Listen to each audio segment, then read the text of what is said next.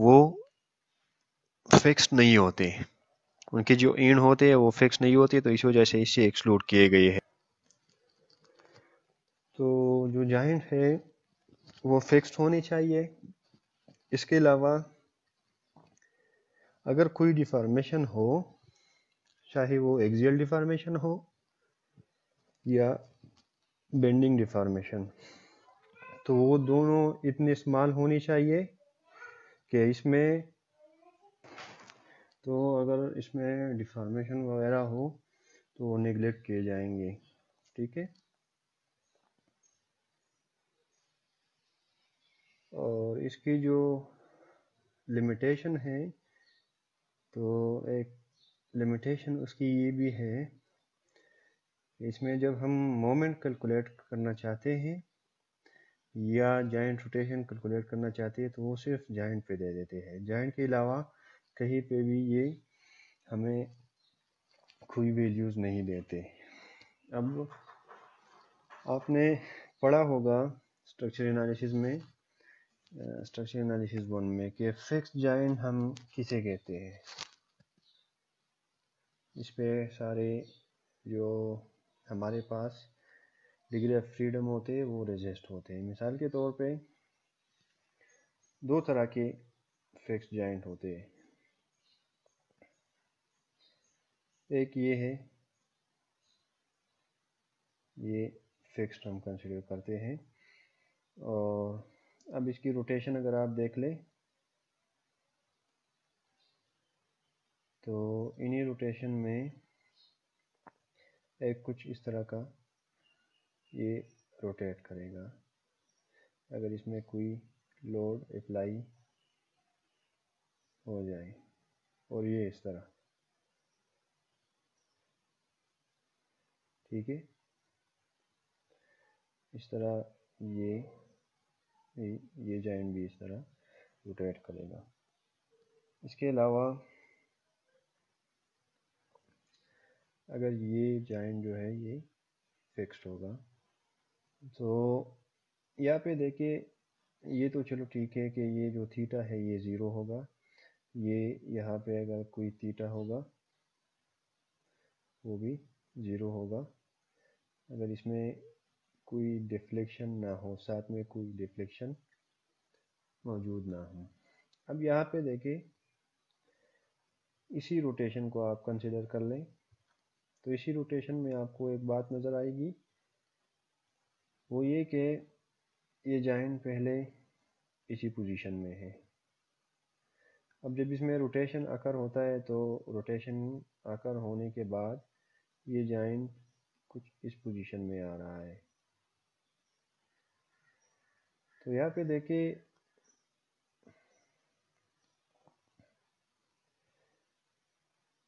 एक लाइन इसी तरह ड्रा कर लें और एक लाइन इसी तरह ड्रा कर लें, ठीक है।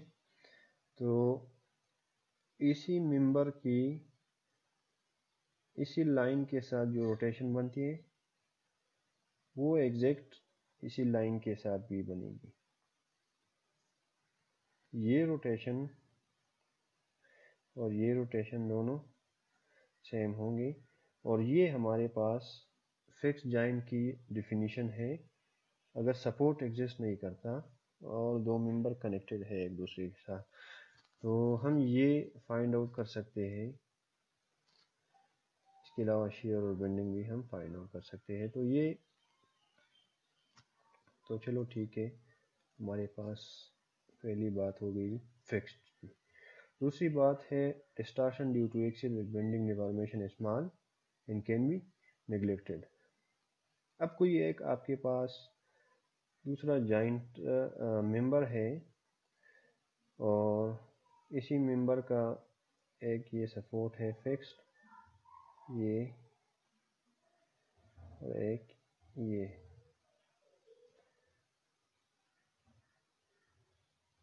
एक ये सपोर्ट है, एक ये सपोर्ट है। यहाँ पे कोई इसमें लोड अप्लाइड है P। अब इसी लोड को जब ये रेजिस्ट करेगा तो डिफॉर्म शेप उसका इस मेंबर का कुछ यू आएगा।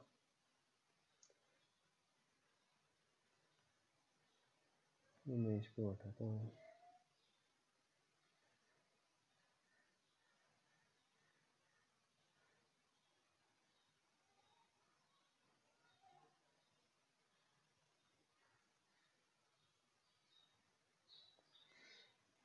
डिफॉर्म शेप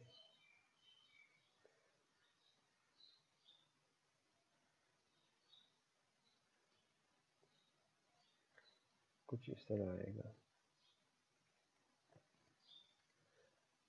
अब एक्चुअली अगर आप बात कर लें तो इस तरह नहीं होता। इस तरह ये मेथड एज्यूम करता है, बिल्कुल इस तरह नहीं होता। एक्चुअल डिफॉर्म शेप कुछ यूँ होगा।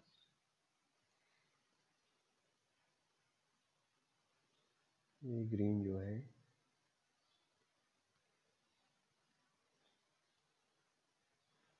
इसी तरह का डिफॉर्म शेप हमारे पास आएगा और इसी जॉइंट पे कुछ ना कुछ डिफॉर्मेशन अकर हो जाएगा और इसी जॉइंट पे भी कुछ डिफॉर्मेशन अकर हो जाएगा। लेकिन जब हम स्टोक्स डिफ्लेक्शन मेथड की बात करते हैं तो इलास्टिक रेंज में हमें प्रॉपर्टीज देता है और इलास्टिक रेंज की इन्हीं प्रॉपर्टीज के बेस पे हमें रिजल्ट्स देता है। तो अगर स्ट्रक्चर एनालिसिस की बात करें तो नाम से जाहिर है कि इसमें हम एनालिसिस करते हैं और स्लोप डिफ्लेक्शन मेथड में हम इलास्टिक एनालिसिस ही करते हैं इंडिटरमिनेट स्ट्रक्चर्स के लिए। तो प्रैक्टिकली बिल्कुल इस तरह नहीं होता क्योंकि जॉइंट फैब्रिकेशन जो है ये फिक्स्ड नहीं हो सकता, कुछ ना कुछ डिफॉर्मेशन उसमें अकर हो सकते हैं। तो यहाँ पे दूसरा जो पॉइंट है कि एक्सियल या बेंडिंग की वजह से कोई डिफॉर्मेशन है या मिसाल के तौर पे यहाँ पे कोई बेंडिंग भी अप्लाइड है। अब वो बेंडिंग जो है वो किस वजह से है, मिसाल के तौर पे वो बेंडिंग यहाँ पे कोई मेंबर है, इसी फ्रेम के ऊपर कोई मेंबर है दूसरा, और इन्हीं मेंबर का जो मोमेंट है वो यहाँ पे भी ट्रांसफ़र हो रहा है और यहाँ पे भी ट्रांसफ़र हो रहा है। तो अब इन्हीं मोमेंट्स की वजह से इसमें कुछ डिफॉर्मेशन आएंगे। लेकिन जब हम स्लोप डिफ्लेक्शन की बात करते हैं तो स्लोप डिफ्लेक्शन में हम ये डिफॉर्मेशन कंसीडर नहीं करते। हम ये कंसीडर करते हैं कि ये जो मेथड हम डिस्कस कर रहे हैं इसी मेथड के लिए ये सारा रेंज इलास्टिक है। तो अगर यहाँ पे कोई रोटेशन है या कोई डिफ्लेक्शन है तो वो डिफ्लेक्शन और वो रोटेशन इलास्टिक कंसिडर किया जाता है और वो बहुत स्मॉल होते हैं जो कि रोटेशन और डिफ्लेक्शन सारे ज़ीरो के बराबर कंसिडर हो सकते हैं।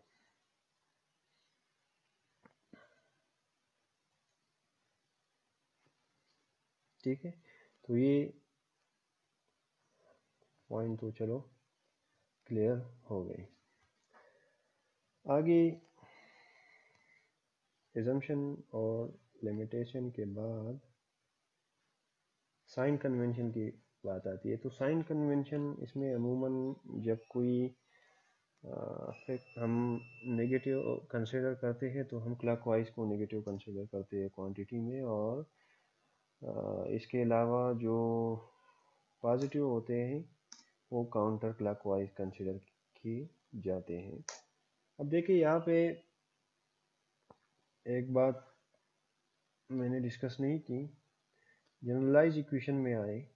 जनरलाइज इक्वेशन में साई जो है कार्ड रोटेशन, जो साई फैक्टर है,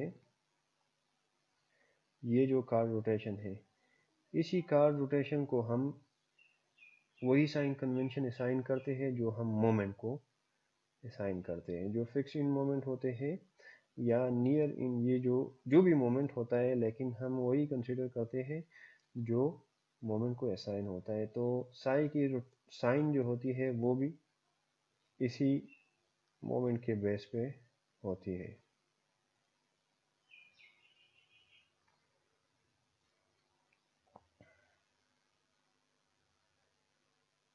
एप्लीकेशन ये स्टैटिकली इनडिटरमिनेट बीम्स में भी अप्लाई होता है और स्टैटिकली डिटरमिनेट बीम में भी अप्लाई होता है, लेकिन क्योंकि ये मेथड स्पेसिफिकली इनडिटरमिनेट बीम के लिए बना है और डिटरमिनेट बीम वैसे भी हम फाइंड आउट कर सकते हैं आसान तरीके से इक्विलिब्रियम इक्वेशन से, तो स्पेसिफिकली ये इनडिटरमिनेट बीम में यूज़ होता है। इसके अलावा अगर किसी फ्रेम में साइड स्वे हो या साइड स्वे उसमें नहीं हो तो भी हम उसमें ये मेथड यूज़ कर सकते हैं। अब साइड स्वे की तरफ थोड़ी डिस्कशन लेके बढ़ते हैं। साइड स्वे किसे कहते हैं?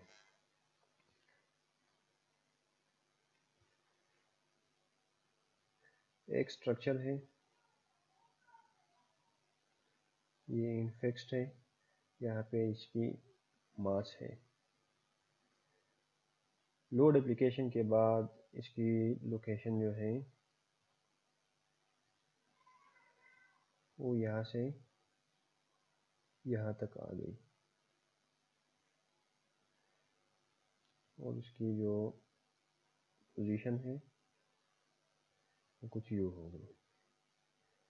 तो अब साइड स्वे किसे कहते हैं? साइड स्वे इनिशियल पोजीशन से फाइनल पोजीशन तक पोजीशन की चेंजिंग को साइड स्वे कहते हैं with respect to initial position.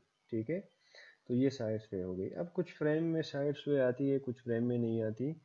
मिसाल के तौर पे एक फ्रेम है,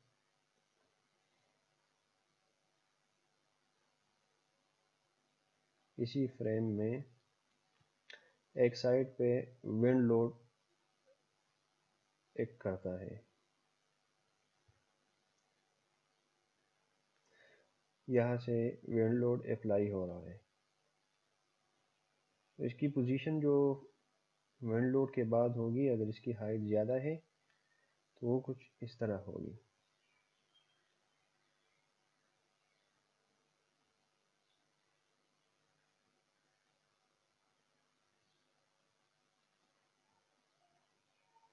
तो अब इसमें अगर आप देख लें इनिशियल पोजीशन और फाइनल पोजीशन इसके चेंज हो रहे हैं, तो ये चेंज इसी वजह से हो रहे हैं कि इसमें कोई रेजिस्टेंस नहीं है कि जो मेंबर है ये लेटरल मोमेंट से बच जाए। तो इसी मोमेंट को, इसी पोजीशन चेंजिंग को हम साइड स्वे कहते हैं।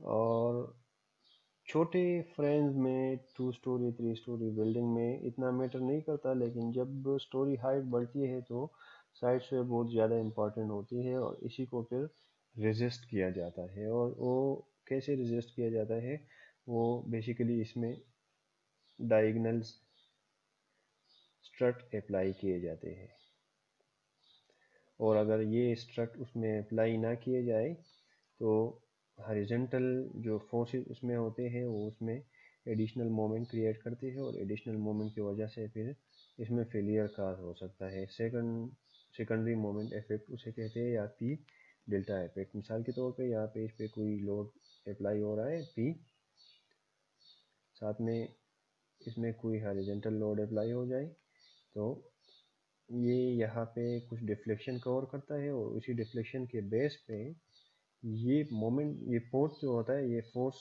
अपना पोजीशन चेंज करता है। मिसाल के तौर पे ये पी डैश हो गया, तो इसमें मोमेंट भी अब क्रिएट हो रहा है। अब ये मोमेंट कितना क्रिएट हो रहा है, ये इसी लोड को अप्लाई करके इसी डिफ्लेक्शन या मोमेंट आर्म के साथ अगर हम मल्टीप्लाई कर ले तो यहाँ पे ये लोड अप्लाई हो रहा है। अब डिज़ाइनिंग इसके लिए नहीं होता, वो आजकल जो एडवांस सॉफ्टवेयर है सिर्फ 2000 और ईटेब्स स्पेशली 19 वर्जन और 19 से जो आगे है उसमें ये इफेक्ट भी कंसिडर किए जाते हैं, उसके लिए डिज़ाइनिंग होती है। या इसके अलावा अगर इसी फ्रेम की तरफ आप डिस्कशन लेके बढ़े तो इसी फ्रेम में अगर आप प्रैक्टिकल एग्जांपल ले लें तो मेसनरी इनफिल जो होते हैं, मेसनरी इनफिल किसे कहते हैं? मेसनरी इनफिल फ्रेम में जो मेसनरी अप्लाई होती है उसकी एप्लीकेशन को कहते हैं। तो इससे भी ये हॉरिजॉन्टल फोर्सेस की जो इफेक्ट है वो फ्रेम जॉइंट पे रिड्यूस किया जा सकता है मेसनरी इनफिल की वजह से। स्टील स्ट्रक्चर की अगर आप बात कर ले तो फिर उसमें स्ट्रट्स अप्लाई होते हैं। इसके अलावा इसकी एक इम्पॉर्टेंट मिसाल जो है वो कम्युनिकेशन टावर्स जो होते हैं, जो अक्सर आपने देखे होंगे, कुछ इस तरह के शेप्स के होते हैं और फिर ये चेंज होते हैं। तो जब इस पर लोड अप्लाई होता है तो इसमें ऑलरेडी स्ट्रट्स अप्लाई होते हैं और वो इसी को रेजिस्ट करते हैं। तो ये भी एक उसकी एग्जांपल है साइड स्वे रेजिस्टेंस की। ना अगर ये ना हो इसमें तो फिर इसमें डिफ्लेक्शन आकर होती है। और बेसिकली ये लोड पाथ्स होते हैं अल्टरनेटिव्स। तो मुख्तलिफ जगहों पे मुख्तलिफ मेंबर्स को अरेंज करके फोर्स की इफ़ेक्ट को कम से कम किया जा सकता है और ये स्ट्रक्चर एनालिसिस की एक बहुत बड़ी बेनिफिट है।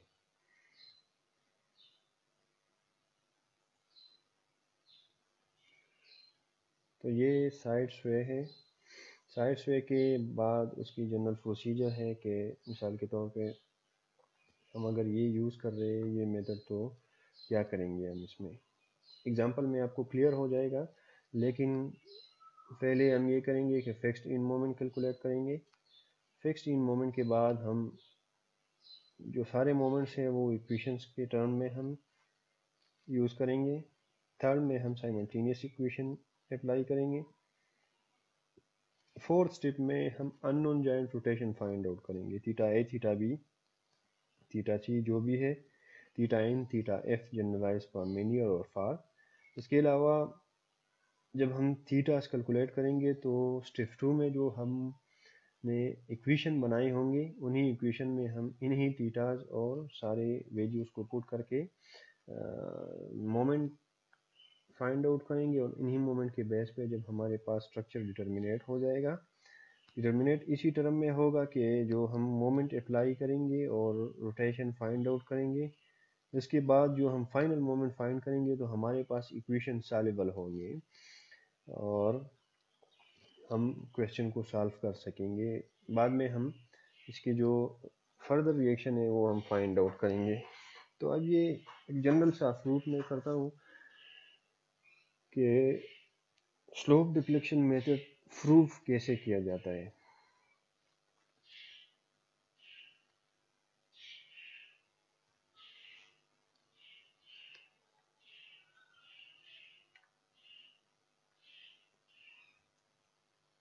मिसाल के तौर पे एक बीम है, ये डिस्कशन थोड़ा ज़्यादा है।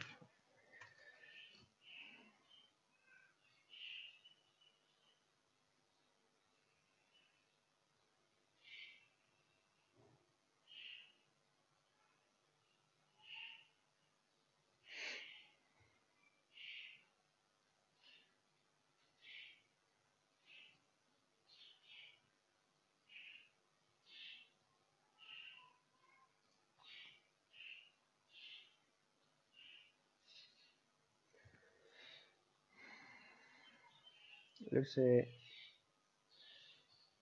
मैं एक बीम ड्रा करता हूँ,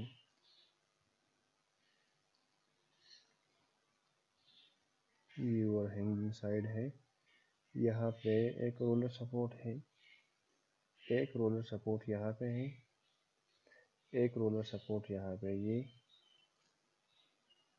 इस तरह का कुछ बीम है। इसी सपोर्ट को मैं चलो एक नाम असाइन करता हूँ, इस तरह इसी सपोर्ट को भी मैं एक नाम असाइन करता हूँ। अब यहाँ पे इस पे आर्बिट्ररी लोड अप्लाई हो रहे हैं।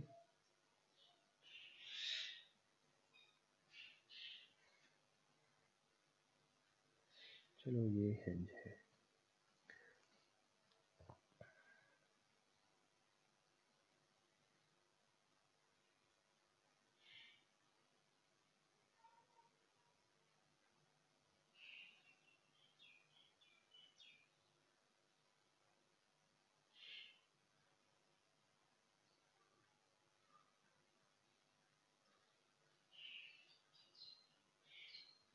ये साइड ओवरहैंगिंग है। तो किसी भी वजह से चाहे मटेरियल प्रॉपर्टीज हो या कोई भी रीज़न हो, यहाँ पे कुछ सेटलमेंट अगर हो गई, इसी तरह यहाँ पे भी सेटलमेंट अगर हो गई, इसी तरह यहाँ पे भी सेटलमेंट अगर हो गई, let's suppose this is delta, this is also delta और दिस इज आल्सो डेल्टा। तो सेटलमेंट अगर होने के बाद इसका जो शेप होगा वो डिफ्लेक्टेड शेप होगा, और डिफ्लेक्टेड शेप को ड्रा करने के लिए मैं कलर चेंज करता हूँ। ये कुछ इस तरह शेप इख्तियार करेगा। आर्बिट्रेरी शेप है, कोई भी आप ड्रा कर सकते हैं, इसमें कोई हर्ज नहीं है। तो ये जो सपोर्ट है, ए सपोर्ट, ये यहाँ पे ट्रांसफ़र होगा, बी सपोर्ट यहाँ पे ट्रांसफ़र होगा और ये सपोर्ट यहाँ पे ट्रांसफ़र होगा। मैं ये सपोज करता हूँ कि ये जो डिस्टेंस है इन दोनों के बीच ये L है, इसके ऊपर कोई लोड अप्लाई हो रहा है, वो लोड P है, बाकी जो UDL है ये W है। ये अनडिफॉर्म शेप है और ये डिफॉर्म शेप है। Let's say